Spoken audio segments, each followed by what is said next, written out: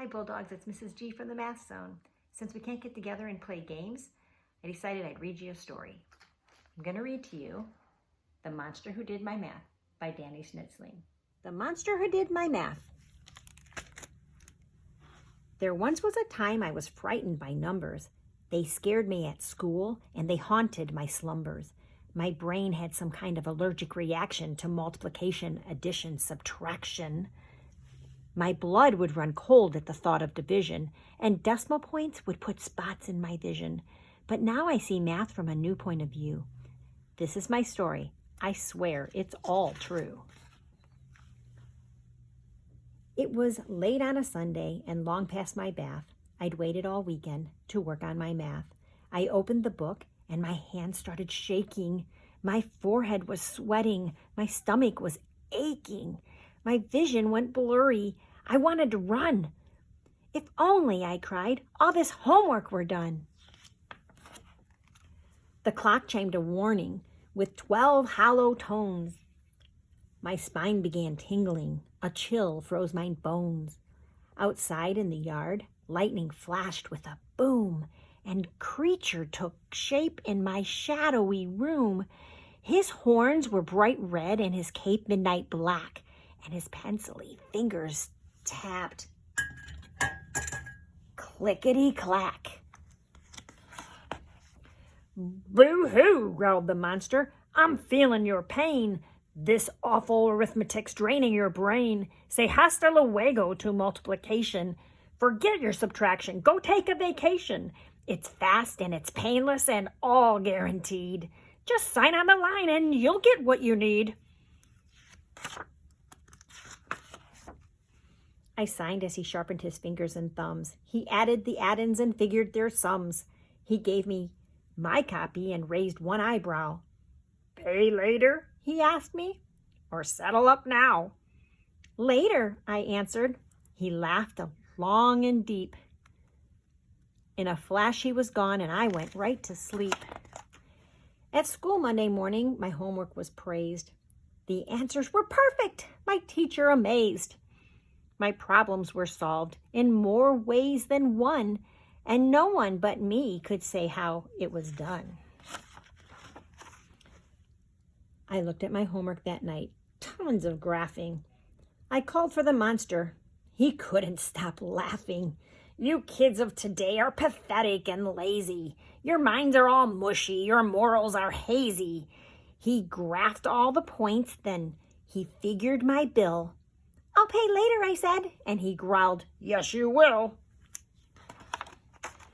The teacher looked over my work the next day. I couldn't believe it. She gave me an A. But then Mrs. Markov said, "Come to the board." She wrote an equation. My temperature soared. My guts did a skydive. My knobby knees knocked. My classmates were giggling. The clock ticked and tocked. I prayed I might vanish like some kind of ghost. The teacher was fuming. My hiney was toast. I called that old creep when I got home from school. "You burned me," I told him. "I felt like a fool." He rolled out my contract and showed the fine print. "Look here," said the monster. "You might need to squint. In paragraph 7 of clause 93. If you don't learn anything, do not blame me." My blood began boiling. My cheeks turned bright red. "Hit the road, take a hike. Don't come back here," I said. "I'll go," snarled the monster. "There's just one more thing. Your bill comes to $64. Cha-ching." I busted my bank and he snatched up my money. He counted and snickered. I asked, "What's so funny?" "Your total is lacking by 252. Your math needs improvement. But what else is new?" I tore up my room in the quest for more cash. 3 pennies plinked out when I dumped out the trash. Down deep in my dresser, I dug out a buck. 2 quarters turned up in a shoebox. What luck! I did some addition and added the stuff. Only 153. It wasn't enough. How much would I need to complete the transaction? I picked up my pencil and did some subtraction. From 252, I took 153, just 99 cents, and I'd finally be free. Way down in the hamper, 8 nickels were shining. I fished out 6 dimes from my winter coat lining. My change came to 40, plus 60 cents more. My heart thumped and jumped as I totaled the score. All the money was there, with a penny to spare. I cheered and did cartwheels. I jumped in the air. He flipped me a penny and shredded my bill. He left snarling, "Call me, you know that you will." My homework that night was on decimal places. I opened the book and made horrible faces. I pulled out some paper and worked problem 1 with the hint of a grin. Could it be? Was this fun? As I worked problem 2, I was starting to think for the very first time, maybe math doesn't stink.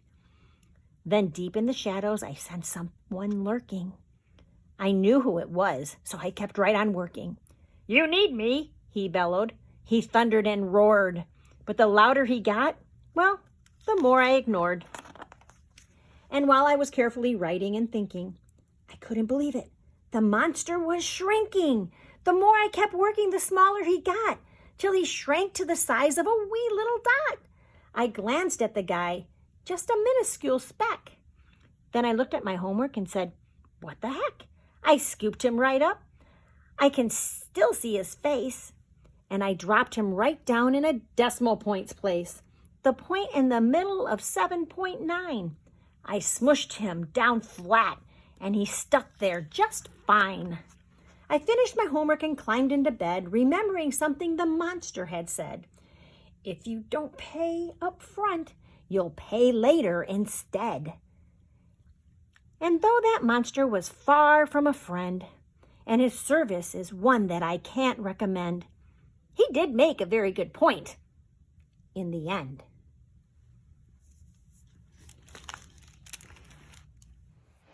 Well, I hope you enjoyed the story.